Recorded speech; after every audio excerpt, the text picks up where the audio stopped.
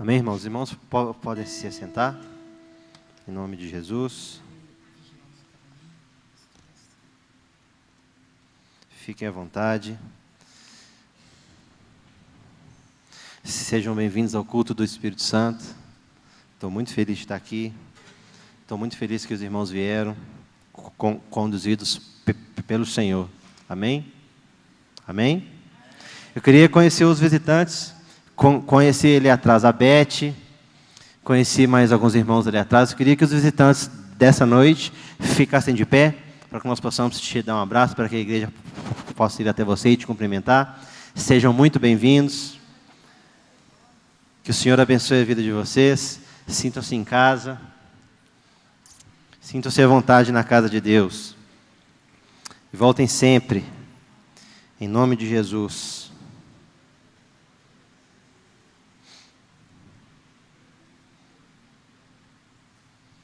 Glória a Deus.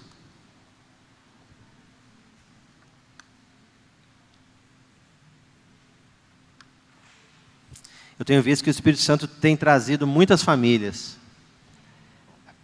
para a ceia,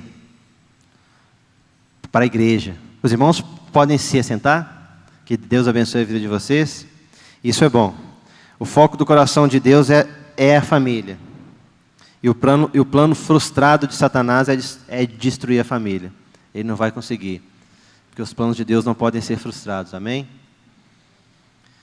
Antes de orar, antes de dar início à palavra, eu queria saber se tem algum irmão que quer a oportunidade de contar um testemunho, de contar uma bênção que viveu essa semana, da última quarta até aqui, ou de domingo até aqui.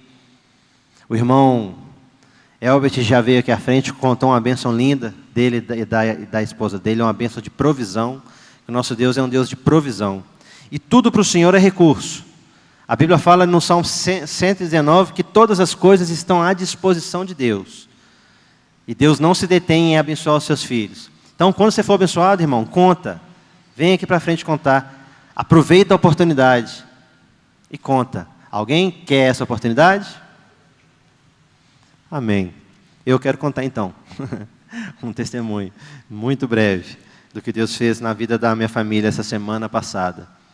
Eu fui, na verdade, uma bênção relacionada ao meu filho. Eu tenho um filho de 3 aninhos, o Pedro. E eu e minha esposa, a gente estava numa incógnita violentíssima. Antes do Pedro nascer, eu disse para o Senhor: Senhor, eu quero que o Senhor escolha a escola para o meu filho estudar. Eu quero que seja a escola que o Senhor escolher, que seja o melhor do Senhor para a vida dele. E desde então eu venho orando e dando os passos de fé. Aí eu fui até uma escola particular em Betim, fiz a matrícula dele, fechou o coração, deu aquele negócio na garganta. O Espírito Santo, ele foi aqui, né? E eu não fiquei sem paz, fui e tirei. Fiz a inscrição dele, a matrícula dele em outra escola. Quando eu digo fiz a matrícula, fui lá e paguei. Fiz tudo bem certinho, foto com tudo. Fiz em outra escola particular. Dessa vez eu tive um pesadelo em relação à escola. O coração fechou. Falei: uai, Senhor, essa escola aqui eu senti paz, escola bonita, bacana, legal, princípios cristãos e tal. Aí eu fiz a inscrição dele numa escola pública. Não sei se vocês conhecem aqui, o Salão do Encontro. É uma referência em Betim, é uma referência no Brasil, etc. e tal. E todo mundo que eu ia para conversar em relação ao Salão do Encontro, todo mundo falava aqui, só se você conhecer alguém lá dentro. E eu já sou meio direto hoje em dia, falei: eu conheço o dono de lá. E eu vou orar. A pessoa, amém, ora mesmo. Aí eu orei. Quando foi semana retrasada, eu coloquei o nome do Pedro na lista de espera. Sexta-feira passada, eles chamaram o Pedro. Eu achei surpreendente. Escola bonita, cheia de árvore, cheia de crianças bonitas, sabe? E principalmente, a paz que eu estou sentindo em ter o meu filho ali, do lado de casa, porque eu moro no Ingá, é uma coisa espetacular. E eu tenho certeza absoluta, plena, que ali é o melhor lugar de Deus para o meu filho. Ali ele vai ficar até os 5 anos, está curtindo a beça, chorou só segunda-feira, ontem ele já foi rindo, hoje ele já estava ansioso para ir. Eu falei: glória a Deus, vai mesmo, filho. É muito bom, Deus é fiel. Está precisando de uma bênção? Peça a Deus. Está precisando de sabedoria? Peça a Deus, que a todos dá liberalmente. E não faz nada sem paz. E antes da paz vem a comunhão. Amém? Vamos orar, vão ficar de pé? Vamos entregar ao Senhor esse culto, entregar ao Senhor o momento da palavra. Eu já falei, eu estou muito feliz de estar aqui, eu vibro muito com esse culto. É um culto muito abençoado. Eu fico empolgado porque eu oro a Deus, falo, Jesus, conduz cada um dos meus irmãos pela mão direita e traz quem o Senhor quer que esteja ali. Não tenha dúvida, que foi Ele que te trouxe aqui essa noite. Amém? Espírito Santo, muito obrigado pela tua fidelidade. Muito obrigado pelas provisões do Senhor. Muito obrigado pelo que o Senhor fez na vida do irmão Elbert, pelos visitantes que estão aqui essa noite. Obrigado porque o Senhor é bom. O Senhor é uma fortaleza no dia da angústia e conhece os que em Ti se refugiam. Abençoe os meus irmãos, abre o coração dos meus irmãos aqui nessa noite para receber a Tua palavra. Me possui, Espírito Santo. Eu não sou nada. A palavra que o Senhor vai trazer aqui hoje é primeiramente para mim. Perdoa os nossos pecados todos, considera as nossas aflições e o nosso sofrimento, e perdoa todos os nossos pecados. E muito obrigado, porque o Senhor é bom. Eu não me canso de dizer, o Senhor é bom. Em nome de Jesus que eu oro, Senhor. Amém. Os irmãos podem se assentar. Quantos estiveram no seminário de cura? Levanta a mãozinha aí, que já passou já algumas semanas. Amém. Glória a Deus. Deus fez uma obra linda aqui naquele seminário de cura. Hoje eu quero falar sobre você, sobre mim. Quero falar sobre o altar do Espírito Santo. Quero falar sobre o altar de Deus. Quantos aqui têm a consciência que nós somos altar? Que nós somos templo? Que nós somos casa? Não obstante as nossas lutas, as tentações, as dificuldades, os problemas, nós somos casa. E Deus nos trata como tal. Ele mora em nós. Ele mora em nós. E hoje eu queria falar um pouco sobre o altar. Mas antes, eu tô com um texto aqui isolado da palavra que eu vou trazer, mas eu preciso falar dele. Está em Isaías 49:15. É um clássico, é um texto que todo mundo conhece, lindo. Isaías 49, verso 15.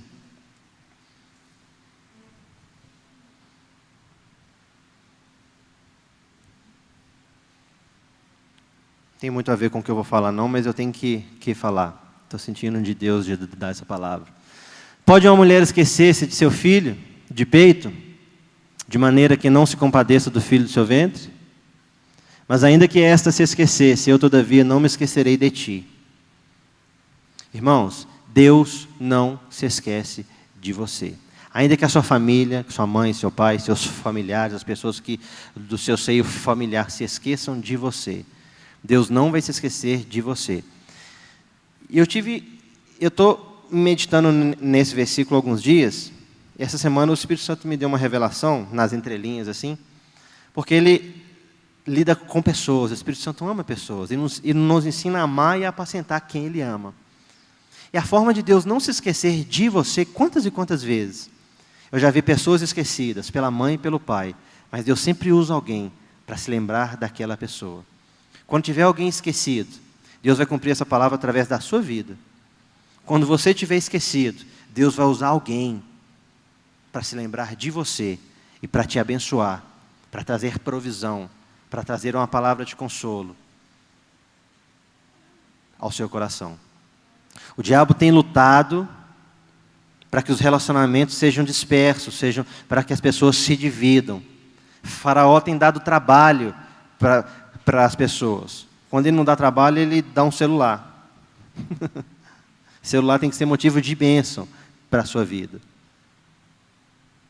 Não deixe de abençoar as pessoas por causa da tecnologia. Não deixe de se lembrar das pessoas. Você é agente multiplicador do reino de Deus. A forma que Deus tem aqui na terra para não se esquecer do seu irmão é através de você. Para não se esquecer de você é através do seu irmão. Óbvio, Ele é soberano. Ele se revela, Ele fala, Ele mostra quem Ele é na intimidade. Ele não se esquece nunca. A Bíblia fala que Ele tem o nosso nome escrito na palma da mão dEle. Isso é lindo. Então não se esqueça disso. O Senhor não se esquece de você. Amém? Glória a Deus. Então vamos à palavra. O recado está dado, Espírito Santo. Agora é com o Senhor. Queria falar sobre o altar. Vamos lá no Salmo 19. Salmo 19, verso 14. Nós vamos ver agora duas características de um altar restaurado. Duas características de um altar restaurado. Eu separei só duas, foram essas que o Espírito Santo me falou ao coração. Estou meditando nessa palavra desde o mês, do mês passado. A pastora Cátia vinha pregando e eu estava ruminando essa palavra, estava me alimentando dela. E Deus fez uma coisa linda aqui que eu quero compartilhar com os irmãos. Salmo 19, verso 14. Eu vou ler aqui. Que as palavras dos meus lábios e o meditar do meu coração sejam agradáveis à tua presença, ó Senhor. Aí embaixo no 15 fala assim: assim serei irrepreensível e ficarei livre de grande transgressão. Quando ele diz palavras dos meus lábios, ele está se referindo ao irmão. Que as palavras dos seus lábios sejam agradáveis na presença do Senhor. E também o meditar do seu coração. Deus está querendo dizer o quê?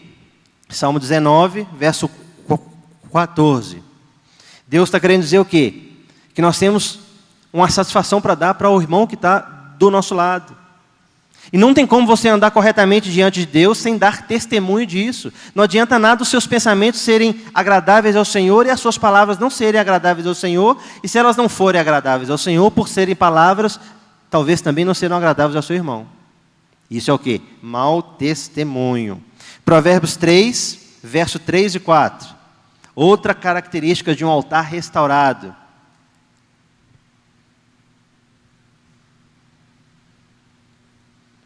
Provérbios 3, verso 3 e 4. Não se afaste de ti a benignidade e a fidelidade atas ao teu pescoço. Escreve-as na tábua do teu coração. Assim, acharás favor e bom entendimento à vista de Deus e dos homens. O altar restaurado, ele acha graça e bom entendimento aos olhos de Deus e dos homens. O altar em ruínas, quando eu estou em ruínas, quando eu não quero que minha vida seja aberta, eu consigo por muito tempo, por pouco tempo, mas eu não consigo por todo o tempo manter as aparências. O diabo, a especialidade do diabo é esconder um pecado por 10, 20, 30, 15, 8, 9 anos. Deus, quando você chega diante dele com um problema, ele traz a luz para ser resolvido naquele momento, e te dá sabedoria, e te faz andar às claras, te faz andar para todo mundo ver de quem você é filho. Esse é meu filho, eu redimi, eu lavei, eu chamo ele pelo nome. Então nós temos que achar graça e bom entendimento aos olhos de Deus e dos homens. Não adianta dar ordem, não adianta ter algumas atitudes de fé. Que fé? Se o altar não estiver restaurado. Nós temos que ter o altar restaurado para que haja o mover do Espírito Santo. Nós temos que ter vida com Deus. O culto só faz sentido quando nós temos vida, quando nós temos uma conduta com o Espírito Santo, diga-se de passagem, pelo Espírito Santo. É muito fácil nós vermos pessoas que falam uma coisa e fazem outra, ou vice-versa. Perde a credibilidade. E a pior coisa que tem é nós perdermos a credibilidade em nome de Deus. É de que Deus? Nós temos que dar testemunho. E o altar só pode ser restaurado na intimidade. É no seu secreto. Quando você fecha a porta do quarto atrás de você e começa a buscar o seu Deus todos os dias. Eu costumo dizer que orar nunca é demais. E não se pode brincar, gente. Eu não posso brincar de ser crente. Ser crente não é fácil. Ser crente é uma tarefa difícil. O Evangelho é um machado afiado que nos abre de cima a baixo. Depois Jesus vem e costura. Mas que Ele abre, Ele abre. É cortante.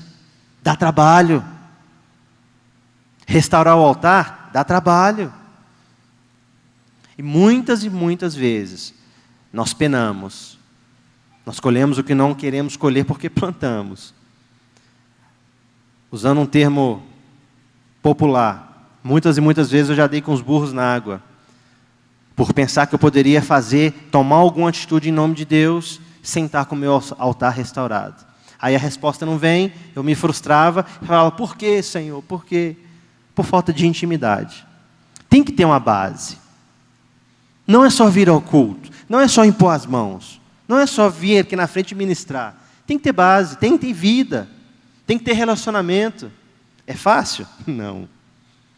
Eu costumo dizer que orar para vir para a igreja é mais fácil do que orar para voltar para casa. Você tem que orar para voltar para casa, porque é lá que tudo acontece. Você tem que orar para voltar para a sua semana. Senhor, estou aqui no culto agora, me leva em paz para minha casa, me dá sabedoria, me dá entendimento, me dá paz, me dá paciência, me dá domínio próprio. A Bíblia fala que é como cidade derrubada que não tem muros, sem proteção, em Provérbios. O homem que não sabe conter o seu espírito. Frutos da carne. E o altar restaurado gera frutos do Espírito Santo, porque ele passa a habitar nele. E restaurar o altar dá trabalho. Eu ouvi muito essa semana, ouvi há uns dias para trás aí, que buscar Deus é coisa simples. É fácil. O evangelho é fácil, é manha. É só você vir, sentar, ouvir, é tudo no seu tempo, na sua hora. Ok. Consideremos o Espírito Santo. Maré a favor. E não desconsideremos o diabo. Maré contra. Diga-se de passagem, está debaixo dos nossos pés. Dá trabalho buscar a Deus. Ou você pensa que o diabo considera uma coisa simples? Te destruir. Ele investe pesado. Ele trabalha arduamente. Ele é extremamente organizado. E derrotado. No nome de Jesus. Mas dá trabalho. Tem que ter vontade. Tem que ter entusiasmo.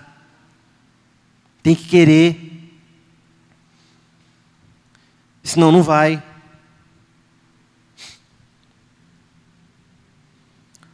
O diabo trabalha contra nós arduamente. Muitas vezes eu já caí nesse engano. Muitos de nós caem nesse engano. É simples. Eu posso ir do meu jeito. Muitas vezes o Espírito Santo te chama para uma conversa. Agora não, estou cansado. Lucas ele falou que nesse último domingo a respeito disso. O tempo que nós dedicamos ao Senhor e o tempo que nós dedicamos para nós mesmos. E o tempo que nós dedicamos ao Senhor é pedra que você está colocando para estruturar o altar. Não tem como ter altar restaurado sem relacionamento com o Espírito Santo, sem buscar Deus, sem se dobrar diante dEle com reverência, sem te separar uma hora do seu dia. Senhor, esse tempo é teu. É eu e o Senhor aqui, sem ninguém para atrapalhar. Esse tempo é teu. Se você não tem o hábito de fazer isso em casa, começa a fazer e com o passar dos dias, as pessoas da sua casa vão entender, vão começar a entender qual que é o seu sistema de intimidade com o Espírito Santo. Muitas vezes no início é difícil, mas depois vale a pena, porque passa a ser um hábito. E nós não podemos nos esquecer disso. Quer resposta? Altar restaurado. Quer resposta? Altar restaurado. Vamos abrir as nossas Bíblias lá no livro de Ageu. No capítulo 1. Nós vamos ler o verso 4 e depois o verso 8.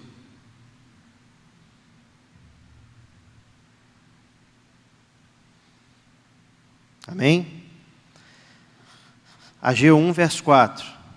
Acaso é tempo de habitardes vós em casas apaineladas, casas de luxo, enquanto esta casa permanece em ruínas? Ageu se refere a esta casa. Acaso é tempo de habitardes vós em casas de luxo, em casas apaineladas, enquanto você está em ruínas? Por um acaso é tempo de correr atrás do vento, correr atrás de ter, ser e fazer, enquanto você está em ruínas? É forte isso. Verso 8. Subi ao monte, trazei madeira e edificai a casa, dela me agradarei e serei glorificado, diz o Senhor. Dá trabalho, tem que ter interesse, tem que subir o monte da oração, tem que colocar madeira. A madeira aqui representa as ferramentas que o Senhor te dá para a reconstrução da sua vida, os direcionamentos que o Senhor te dá, os filhos que o Senhor te dá, nascidos em casa, para que você vá e execute as ordens dele. Se alguém disser para mim aqui que orar é fácil, glória a Deus, você está num nível elevadíssimo. Nem orar é fácil, irmãos. Porque o diabo luta o tempo inteiro para tirar o nosso foco. O diabo luta o tempo inteiro para nos tirar do caminho. E nós temos que focar no Espírito Santo. Nós temos que orar mesmo sem vontade. Nós temos que nos ajoelhar diante dele, mesmo sem querer dizer algo. Se você tem o seu canto com o Espírito Santo, se ajoelha lá e fica lá quieto, calado, que ele vai falar com você. Se não falar, fica os dois em silêncio. Silêncio entre amigos não incomoda.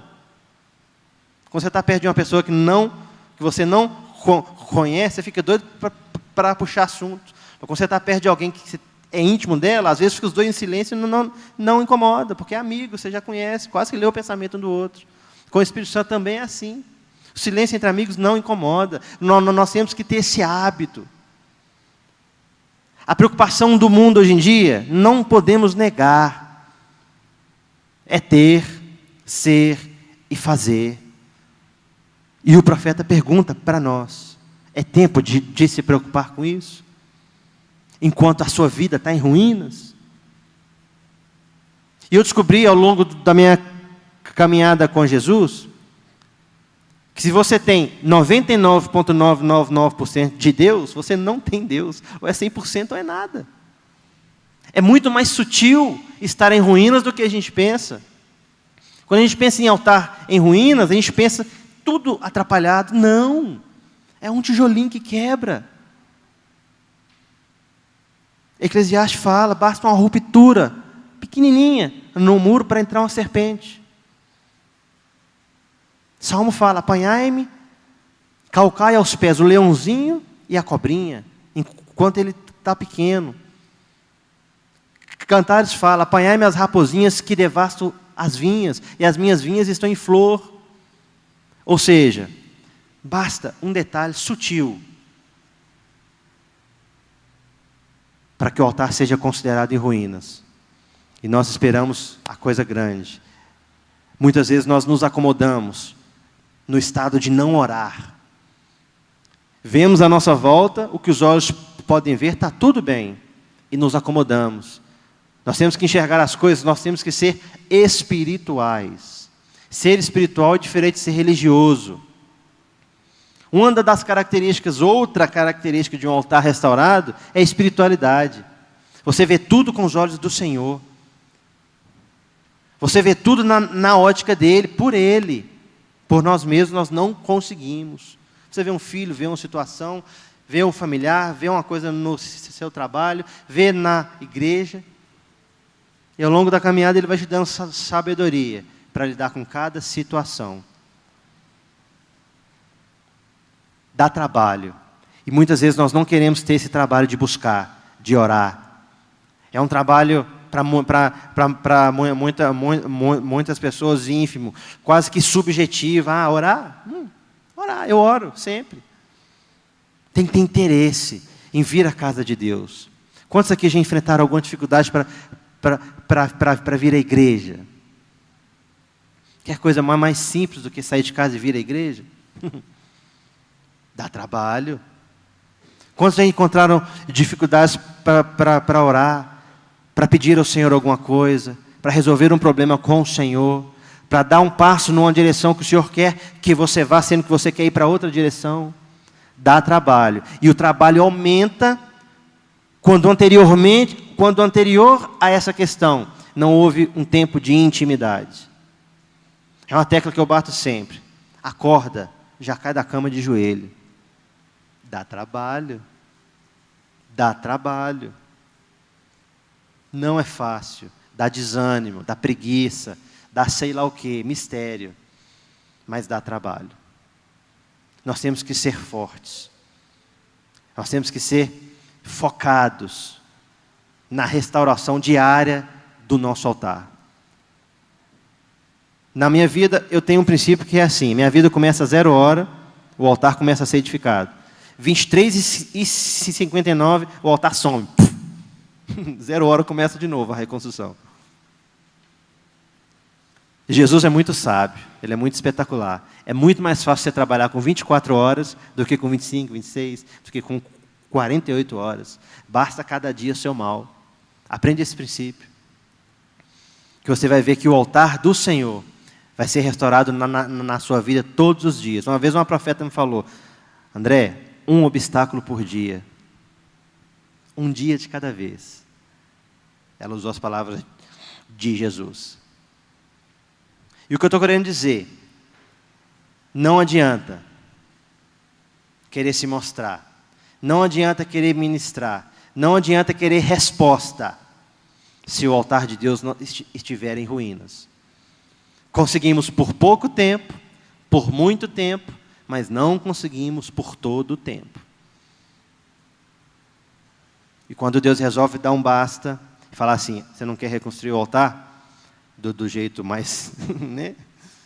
Então, nós vamos reconstruir o altar agora, por amor.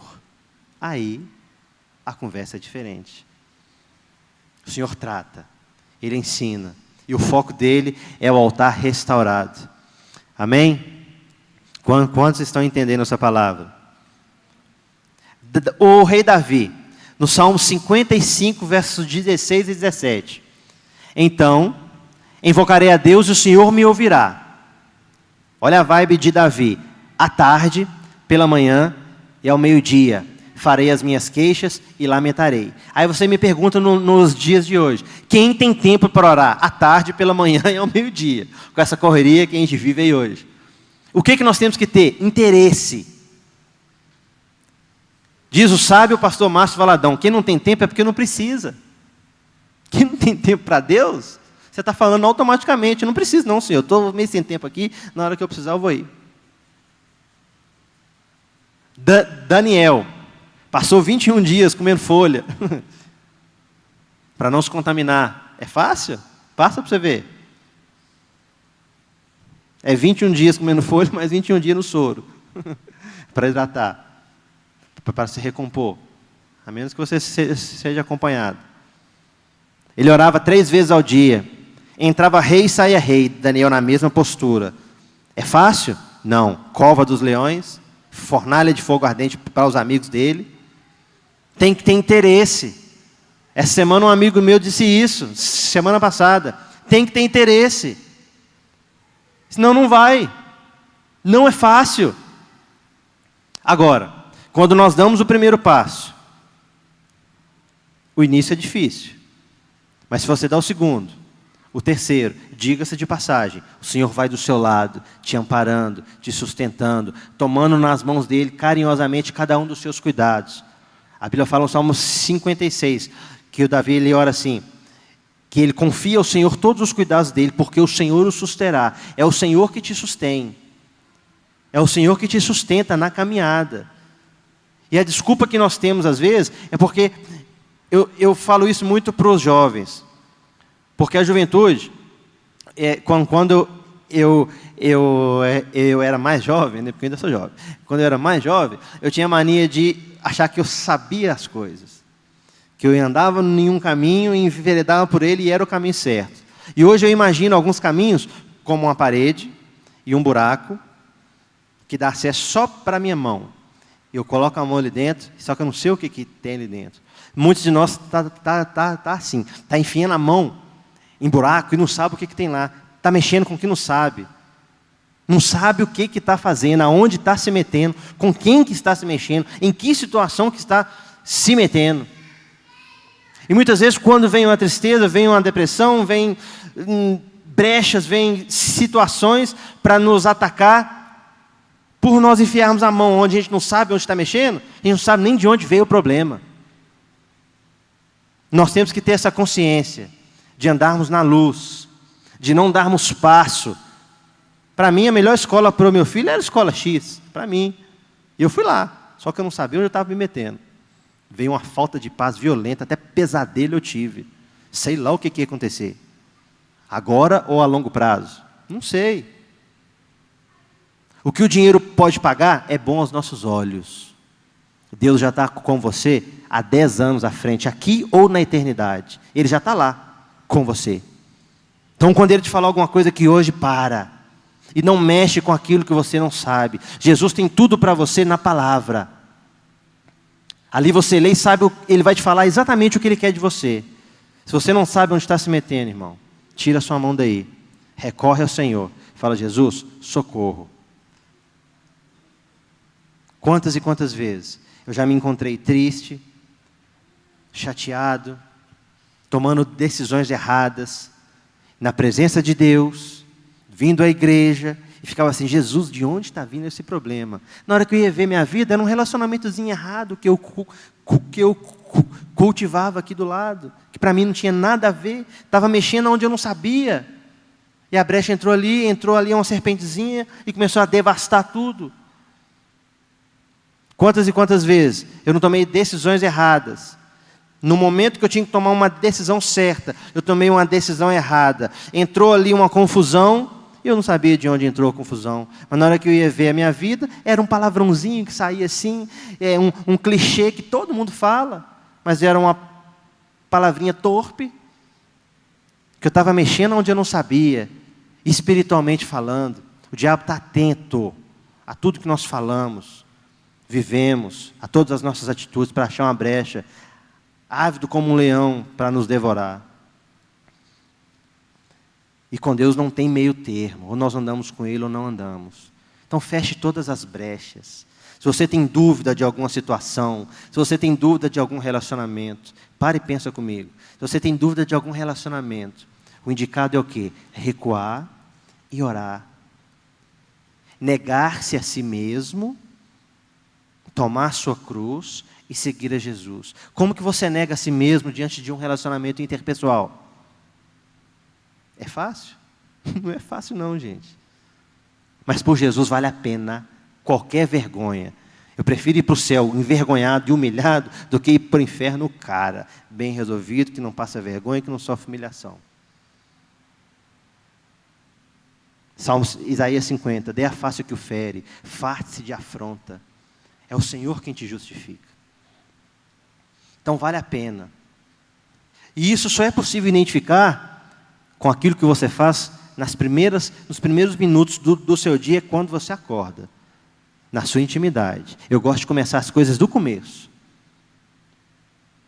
Começo o dia orando, pedindo a Deus direção. Se tiver com pressa, deixa a pressa passar. Oh, Jesus, agora eu e o Senhor. Aí no dia seguinte, tem certeza que você vai acordar mais cedo, para não ter tanta pressa. Daí a 3 dias, 4, você já está organizado. Você já está disciplinando a sua vida espiritual. Deuteronômio fala que da oração, do nosso relacionamento com Jesus, com o Espírito Santo, disso depende a nossa vida. Quando que nós vamos abrir o olho, que é o inverso? O espiritual é mais importante que o físico. O espiritual é mais real do que o físico. Quando que a gente vai abrir os olhos e enxergar que tudo isso aqui é o que Paulo falou? Paulo chama tudo isso aí de excremento. E troca tudo isso pelo conhecimento de Deus. Porque ele era um homem espiritual, que entendeu. Nós estamos caminhando para isso. Nós temos que ouvir essa palavra, reter, termos interesse pelas coisas de Deus. Hoje, irmão Elvis, ele me disse uma coisa que me chamou a atenção. Ele falou assim: quando eu tenho um compromisso que é coisa dos homens, eu cumpro, mas é uma coisa. Quando o compromisso é para Deus, o meu interesse é maior. Tem que ser assim. Senão nós não damos conta. O diabo é sutil, mentiroso, enganador. E só é possível não ser enganado pelo diabo, pelo Espírito Santo. Intimidade é vida com Deus, tendo interesse por buscar ao Senhor. Interesse por buscar ao Senhor. Amém? Glória a Deus. Qual seria o desafio de Elias? Ou seria o momento de lazer de Elias? Ou seria o momentozinho de happy hour dele? Qual era o desafio dele? Eu fiquei fazendo essa pergunta para o Espírito Santo. Ele me respondeu. Eu quero compartilhar isso com os irmãos. Talvez dentro dessa palavra Deus tenha outros desafios para a sua vida. Recebe aí. Vamos abrir as nossas Bíblias. Lá no primeiro livro de Reis, no capítulo 18, a partir do verso 28. Vamos ver a experiência de Elias.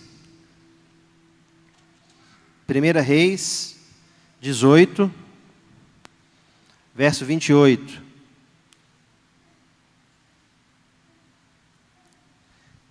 Coloque isso na sua cabeça. Quando alguém te falar assim, eu sou evangélico, com aquele tom assim, que legal. É legal, mas dá trabalho. Não é fácil. Muitos são chamados, mas poucos são escolhidos. E eu falo sem medo de errar. Você está aqui porque você é escolhido e chamado. Amém? 1 Reis 18, 28. E eles clamavam em altas vozes, se retalhavam com facas e com lancetas, segundo o seu costume, até derramarem sangue. Ponto. Olha o trabalho que os profetas de Baal tinham. Os caras se retalhavam. Tem crente que não gosta nem de ajoelhar em reverência ao Senhor. Ai, ai, ai. Passado o meio-dia, profetizaram eles, até que a oferta de manjar se oferecesse. Porém não houve voz, nem resposta, nem atenção alguma. Então, Elias disse a todo o povo, chegai-vos a mim, para juntar aquela turma toda, depois que os profetas de Baal já estavam lá naquela firula lá, misericórdia. Chegai-vos a mim, e todo o povo se chegou a ele, para ver o espetáculo, né? Elias restaurou o altar do Senhor que estava em ruínas.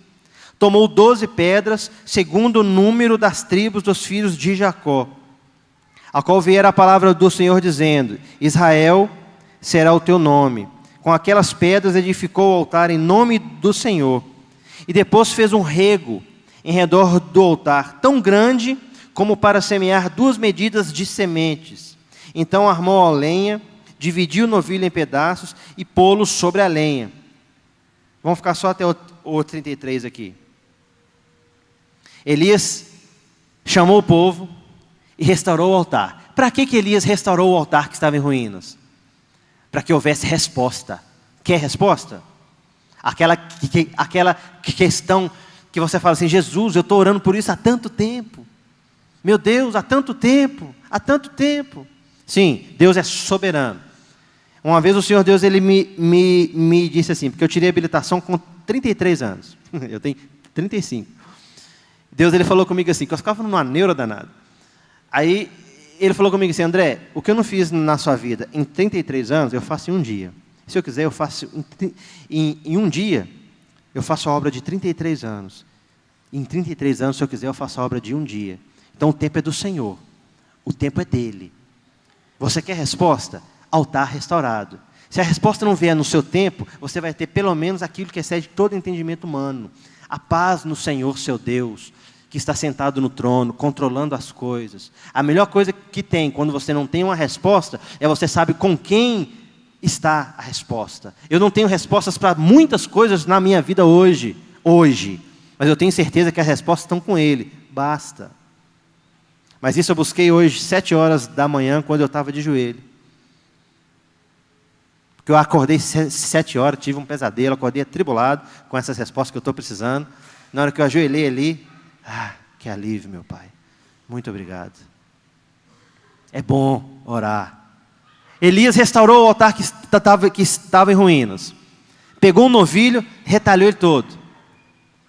Pegou pedra, pegou lenha, fez regos grandes, que dava para encher de semente. Pegou terra, juntou ali, restaurou o altar que estava em ruínas. Naquele tempo, Elias tinha mandado parar de chover. Tem um texto aqui em Reis. Deixa eu olhar a referência aqui. Em 2 Reis 3,18, o Senhor Deus ele fala assim, isso ainda parece pouco aos olhos do Senhor.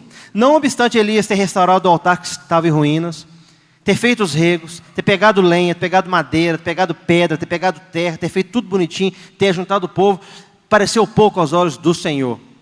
Elias mandou encher 3 talhas de água.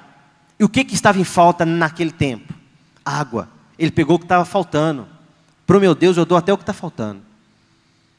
Vocês estão chamando Baal? Imagina o trabalho que Elias não teve. Imagina a batalha espiritual que não estava ali em volta dele, com aquele bando de profetas. E ele ainda chacotou os profetas. Ele foi além. Mas eu garanto que antes dele chacotar os profetas, ele teve uma intimidade com o Senhor ali antes. Antes de você bater de frente com o inimigo, se você tiver com seu altar em ruínas, traduzindo, se você não tiver tido um momento de intimidade com o Senhor, para saber o que está fazendo, para ser guiado por Ele, não vai não, irmão. Não vai não, que você vai ser envergonhado. Usando quase que um paradoxo, o pior é se der certo, o pior é se você não for envergonhado. Aí você vai ficar repetindo isso mais vezes, aí a queda é maior. Provérbios 1, 32. Aos loucos, a sua impressão de bem-estar os leva à perdição. Elias teve trabalho e colocou o que estava em falta. Você já parou para pensar que Deus pode estar te pedindo aquilo que você pensa que não tem?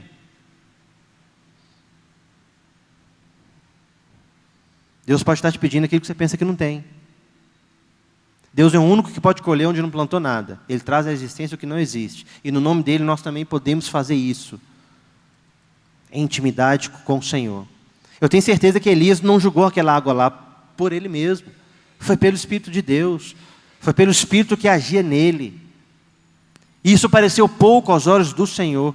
As bênçãos que Deus tem que você espera do Senhor, Deus olha assim, está pouco, mais. Eu vou mandar mais. Quando o Senhor restaurou a nossa sorte, nós estivemos como quem sonha. Deus quer te deixar sonhando. Deus quer te deixar feliz. Mas para chegar nesse padrão, dá trabalho. E poucos de nós, infelizmente, queremos ter esse trabalho. Vida de oração. A vida de oração vem acompanhada de uma vida de renúncia. Elias restaurou o altar, mandou água, altar restaurado, tudo bonitinho. O que veio? A resposta. Fogo, lambeu tudo. Quer resposta? Restaura o altar. Quer resposta? Restaura o altar. Se restaurar o altar é sinônimo de renúncia, renuncia. Se restaurar o altar é sinônimo de mais oração, ore mais. Se restaurar o altar é sinônimo de quebra de relacionamentos, quebre. É sinônimo de ser envergonhado, seja. É sinônimo de ser demitido, seja. Forte, né? Hoje em dia, falar em ser demitido. Quando o Espírito Santo te der uma ordem, aprende uma coisa. Vira para ele e fala assim, considere feito. Vai e faz, por ele. Tem que ter coragem. Tem que ter entusiasmo. E ele é o nosso entusiasta maior. O rei Davi sabia que ele tinha que estar diante do Senhor. Por isso ele se ajoelhava à tarde, pela manhã e ao meio-dia.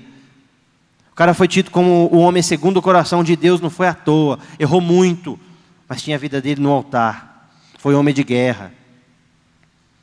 Nos tempos de Davi, se resolvia na espada. Hoje se resolve no joelho. A nossa luta não é contra carne nem sangue. E tem gente que pensa que por não ser contra carne ou sangue, por ser espiritual é mais fácil. Não é mais fácil. O papel do diabo é nos dar trabalho, é nos dar distrações, é nos dar brinquedinhos materiais, para que nós possamos nos esquecer das coisas espirituais. Enquanto isso, o altar vai ficando em ruínas. E enquanto isso, ele prepara a emboscada, prepara o bote.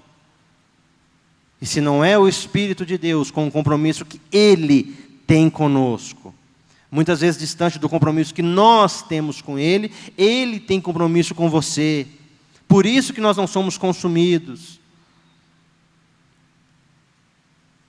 Se tem uma coisa que eu penso que irrita o Espírito Santo, é a falta de compromisso com os filhos dele. Quantas e quantas vezes eu já dei passos, sabendo que eu não poderia dar, por vaidade, por orgulho, por um mero prazer.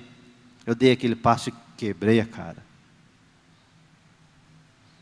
E não se iludam, o pior é se não quebrar a cara, o pior é se der certo. Aí a gente continua. Está dando certo, vamos embora. Mas é o que a Bíblia diz. Bateu a chuva, assopraram os ventos, correram os rios, deram com ímpeto contra aquela casa e caiu. E foi grande a sua queda. E o diabo quer isso, uma grande queda. Quer nos desnudar. O Espírito Santo vem para nos vestir de vestes brancas. Amém? Tenhamos o nosso altar restaurado, dia após dia. Dia após dia. Hoje eu acordei cedo, o Espírito Santo, ele ministrou essa palavra ao meu coração. Hoje eu estou de folga em casa. Acordei cedo, orei. Andei um pouquinho na casa, arrumei algumas coisas, fiquei com o meu filho um pouquinho. Aí começaram a vir as demandas. Começaram a ouvir as coisas que eu tinha que fazer no meu dia, na minha semana. Cada vez que eu pensava em uma coisa, eu me ajoelhava e contava para Jesus. Jesus, isso está me incomodando. Eu devo ter ajoelhado hoje umas 30 vezes. Mas é uma forma de eu dizer para o Espírito Santo, Jesus, aqui é o melhor lugar para mim. Tem vezes que eu estou no meu serviço, eu entro no banheiro, umas 10 vezes no dia.